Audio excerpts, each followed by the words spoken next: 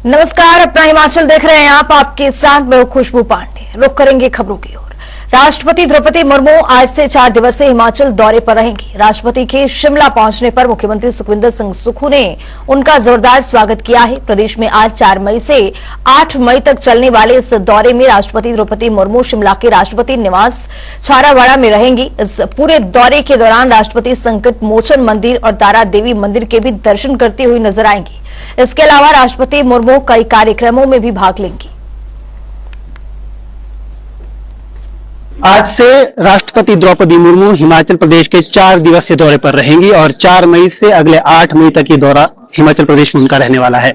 और ऐसे में इसको लेकर हिमाचल प्रदेश के रिज मैदान पर भी कारकेड के जरिए एक रिहर्सल की गई, ताकि आने वाले जो हिमाचल प्रदेश में द्रौपदी मुर्मू का दौरा है उसको लेकर यहाँ पर सुरक्षा के जो इंतजाम है वो पुख्ते किए जा सके। एक बार आप तस्वीरें देखिए तो ये कारकेड के जरिए यहाँ पर जो उनका दौरा होने वाला है, एक दिन वो हिमाचल प्रदेश के ये ऐतिहासिक मॉल रोड का भी यहाँ पर भ्रमण करने वाली हैं। तो ऐसे में उस दिन को लेकर भी यहाँ पर जो है तैयारियां की जा रही है।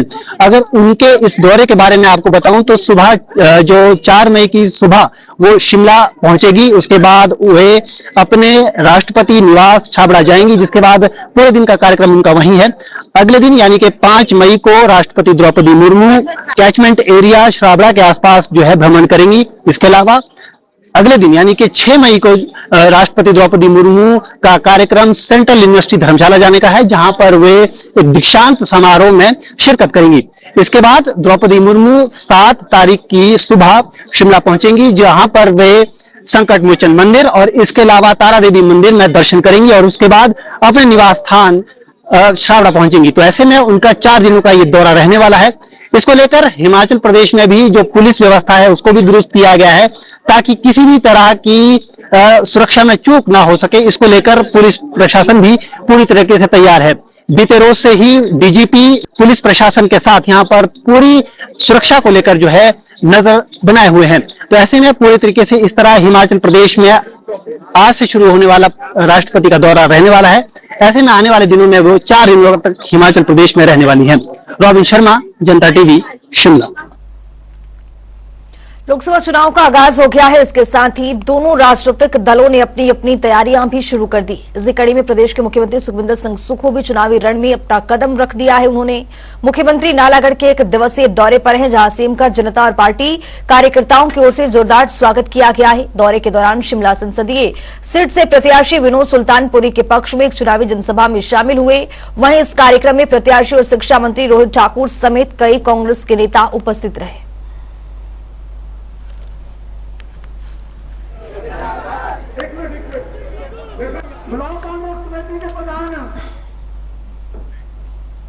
लोकसभा चुनाव के लिए सभी राजनीतिक पार्टियां अपने उम्मीदवारों के चुनाव प्रचार में जुटी हुई हैं, तो वहीं पार्टियों में आरोप प्रत्यारोप का दौर भी लगातार जारी है। इसी कड़ी में मंडी संसदीय क्षेत्र से बीजेपी प्रत्याशी कंगना रनावत सुंदरनगर दौरे पर रही। इस दौरान उन्होंने सुंदरनगर बाजार में रोड शो किया। वहीं उन्होंने कांग्रेस और विपक्षी पार्टियों पर जमकर जुबानी हमला बोला। ये जो 2014 में एक ऐतिहासिक काम जो हमारे देश में हुआ है, एक जो कांग्रेस की दीमक, अंग्रेजों के जमाने का मैं इनको अंश कहती हूं, क्योंकि ये उनकी ही छोड़ी हुई एक बीमारी है यहाँ पर, और ये बीमारी से हमारा देश कई दशकों तक ग्रस्त रहा। ये जो परिवारवाद की जो दीमक है, इसने पूरी तरह से हमारे देश को खा दिया था। और एक तरफ ये है जिनका ना कोई चरित्र है, ना ही कोई संस्कार, इनको खुद नहीं पता ये कहां आ रहे हैं और कहां जा रहे हैं। इस तरह की एक बिगड़े हुए शहजादों की एक पार्टी है, चाहे वो राहुल गांधी हो जाए, चाहे जिनको चांद पे आलू उगाने हो, या तेजस्वी सूर्या हो जाए जो अपनी गुंडागर्दी करते हैं, मछली उछाल उछाल के खाते हैं, या अखिलेश यादव हो जाए जो अपनी तरह की उठपटांग बातें करते हैं। न जाने कितनी हमारी समस्याओं को दिन रात जूझते हैं, एक वक्त का खाना खाते हैं और रात में सिर्फ 2 घंटा सोते हैं। न जेब में एक पैसा रखते हैं, ना उनके अकाउंट है कोई, न जमीन का कोई टुकड़ा नाम पर है, न किसी से और कोई बात करते हैं। सिर्फ देश देश देश के लिए जीते हैं। एक तरफ वो महान चरित्र हैं और एक तरफ ये है कार्टून जो हर दिन एक नई हास्य और मजाक वाली बात करते रहते हैं, और इनके लिए वो सीरियस बात होती है, लेकिन वो पूरे देश के लिए एक जोक बन के रह जाती है। बीजेपी के प्रदेश अध्यक्ष राजू बिंदल ने प्रेस कॉन्फ्रेंस की है। इस दौरान उन्होंने बीजेपी प्रत्याशियों के नामांकन भरने की तारीखों का ऐलान किया है। तो वहीं उन्होंने मुख्यमंत्री सुखविंदर सिंह सुक्खू पर जमकर हमला बोला है। उन्होंने कहा है कि अभद्र टिप्पणी मामले में उच्च न्यायालय ने मुख्यमंत्री को नोटिस भेजा है। साथ ही उच्च न्यायालय का मुख्यमंत्री को नोटिस भेजना बहुत बड़ी बात है।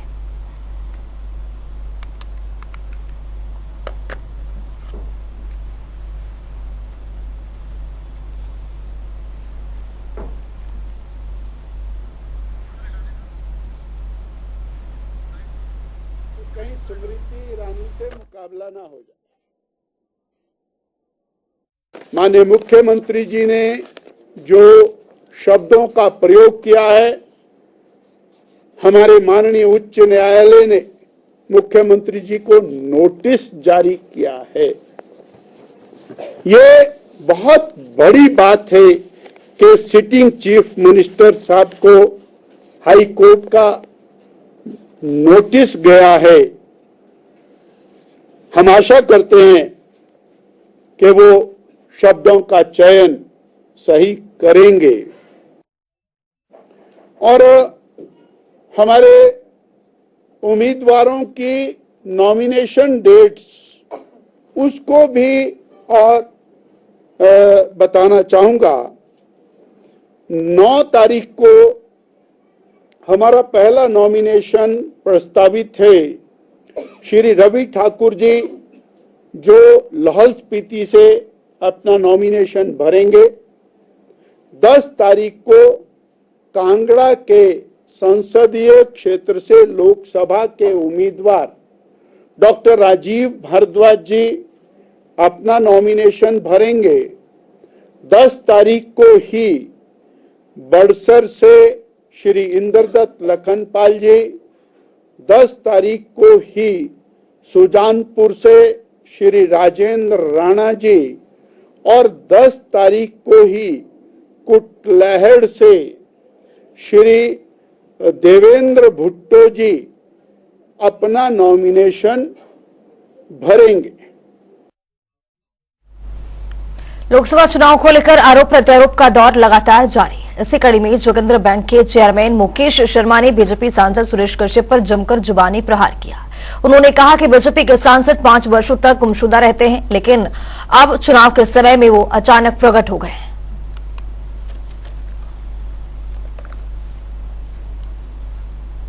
देखिए, मेरा मानना है कि जो वर्तमान सांसद जो सुरेश कश्यप जी हैं, वो जो शिमला पार्लियामेंट्री कॉन्स्टिट्यूएंसी है, इससे ये 5 साल गुमशुदा रहे हैं। ये अब 5 साल बाद जब दोबारा चुनाव आए हैं तो ये प्रकट हो गए हैं। आप देखिए कि जब प्रदेश पे इतनी भारी आपदा आई थी तो आरटीआई से खुलासा हुआ है कि इन्होंने एक भी पैसा नहीं दिया। फिर बाद में वो रिवाइज होके कोई एक लिस्ट दोबारा निकाली आरटीआई में, जो उन्होंने 7 लाख रुपए भी दिए थे वो आपदा प्रभावितों को नहीं दिए थे, वो कुछ सड़क मेंटेनेंस के लिए दिए थे। आपदा प्रभावितों को देते तो वो ज्यादा अच्छा रहता, पर 7 लाख रुपए में क्या होता है, जहां पर 12,000 करोड़ का नुकसान प्रदेश में हुआ है। अगर ये चारों सांसद भी माननीय मोदी जी के पास जाते, गुहार लगाते, जयराम ठाकुर जी भी बहुत बड़ी बड़ी बातें करते हैं, विपक्ष के आज की तारीख में वो नेता है। जब विधानसभा में आपदा को लेकर जब डिबेट हो रही थी, एक प्रस्ताव पारित होना था कि हम इसे आपदा घोषित करने के लिए केंद्र को भेजेंगे, तो ये उस टाइम तो बाइकआउट करके निकल गए हैं। तो ये दोहरा चरित्र जो है भारतीय जनता पार्टी की सरकार करती है। लोकसभा चुनाव की तैयारियों में जहां एक तरफ राजनीतिक दल जुट चुके हैं, तो वहीं दूसरी ओर आरोप प्रत्यारोप का सिलसिला भी लगातार जारी है। इसी के साथ बीजेपी के पूर्व मंत्री गोविंद सिंह ठाकुर ने विक्रमादित्य सिंह पर निशाना साधते हुए कहा कि उन्होंने मंडी संसदीय क्षेत्र का विकास नहीं किया। वहीं उन्होंने विक्रमादित्य की ओर से कंगना के लिए आपदा पर बयानों को लेकर भी टिप्पणी की। उन्होंने कहा कि सिर्फ कंगना को बदनाम करने के लिए इस तरह के आरोप प्रत्यारोप लगा रहे हैं। के समय क्या किया, क्या किसी की मदद को हाथ बढ़ाए, तो मैं कहूंगा कि कंगना जी तो अपने काम में लगी थी। उनका एक अलग क्षेत्र था जो फिल्म जगत का क्षेत्र रहा, लेकिन अरे आप तो हिमाचल प्रदेश के सबसे बड़े राजघराने के राजा हैं, जिनके पास अर्थ की दृष्टि से कोई कमी नहीं। क्या आपने कुछ अपने खजाने से भी किसी की मदद की? तब कुछ नहीं कर पाए। मैं कहूंगा आपदा के समय भी विक्रमादित्य सिंह जी आपने और आपकी माता वर्तमान सांसद श्रीमती प्रतिभा सिंह जी ने केवल मात्र राजनीति की है। आदित्य सिंह जी, इनका विजन अगर देखना है तो शिमला ग्रामीण में जाकर के देखना चाहिए। वहां के 5 बार विधायक, 5 साल तक विधायक रहे, लगभग 1.25 वर्ष तक ये लोक निर्माण मंत्री रहे, वहां पर ये कुछ नहीं कर पाए। आज भी अगर देखा जाए तो जो जहां के रहने वाले रामपुर और रोहड़ू, उन जगहों पर अभी तक भी 42 सीटर बस नहीं जाती है। रोहू में डोडरा क्वार है और उसमें चांसर बीच में पड़ता है। अभी तक एडवेंचर टूरिज्म और एडवेंचर स्पोर्ट्स की दृष्टि से चांसर को भी ये डेवलप कर नहीं पाए हैं, जो इतने वर्षों तक जिनका परिवार वहां से मुख्यमंत्री के पद पर रहा। और रामपुर में जब भी जाते हैं तो यार इतना पिछड़ा क्षेत्र है कि कुछ नहीं कर पाए, केवल मात्र वोट बैंक की राजनीति करते रहे। हिमाचल प्रदेश में राष्ट्रीय देवभूमि पार्टी प्रदेश की 4 लोकसभा सीटों पर चुनाव लड़ने जा रही है। सिरमौर जिला मुख्यालय में राष्ट्रीय देवभूमि पार्टी ने शिमला संसदीय सीट के लिए पार्टी उम्मीदवार का ऐलान किया। वहीं पार्टी ने शिमला संसदीय सीट से समाजसेवी सुरेश कुमार को चुनावी मैदान में उतारा है। साथ ही पार्टी ने दावा किया है कि हिमाचल प्रदेश में लोगों का समर्थन भी मिल रहा है।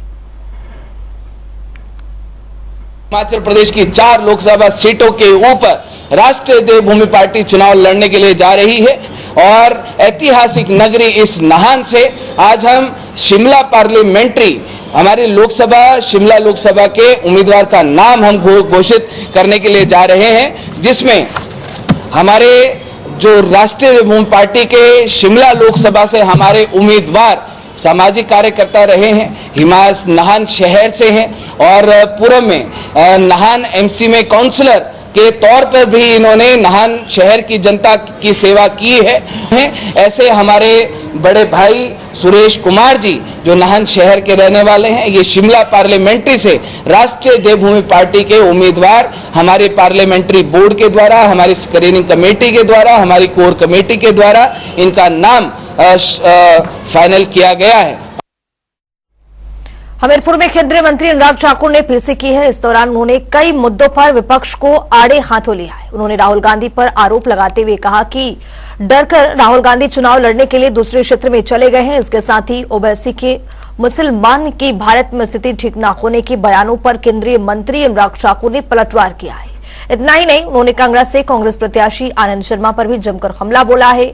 उन्होंने कहा है कि कांग्रेस ने देश के हितों के साथ खिलवाड़ किया है और देश को नुकसान भी पहुंचाया है।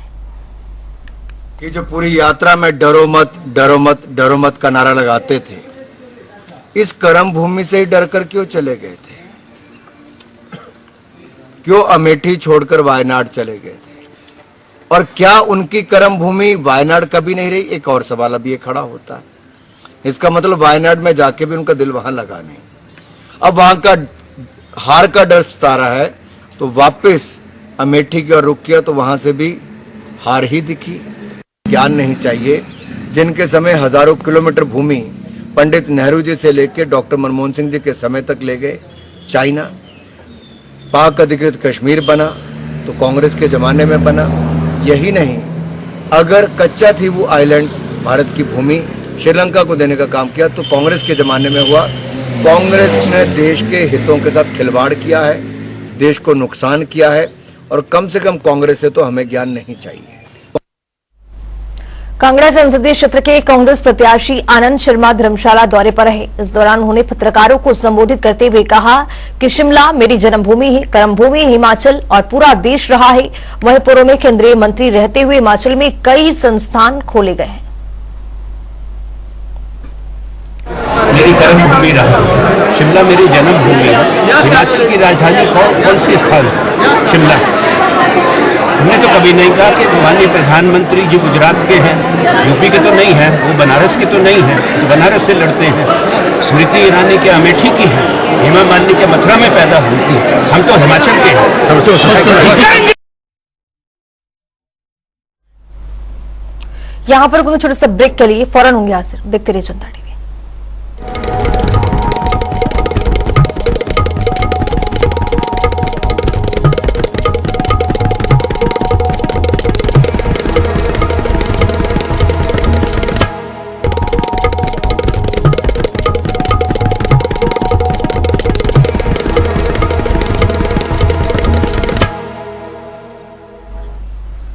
तो बड़ी जानकारी सामने आ रही है, उसे भी आपको रूबरू कराएंगे। बड़ी जानकारी, बड़ा अपडेट आपके सामने। प्रदेश अध्यक्ष प्रतिभा सिंह का रामपुर दौरा, प्रतिभा सिंह कर रही है चुनावी जनसभा।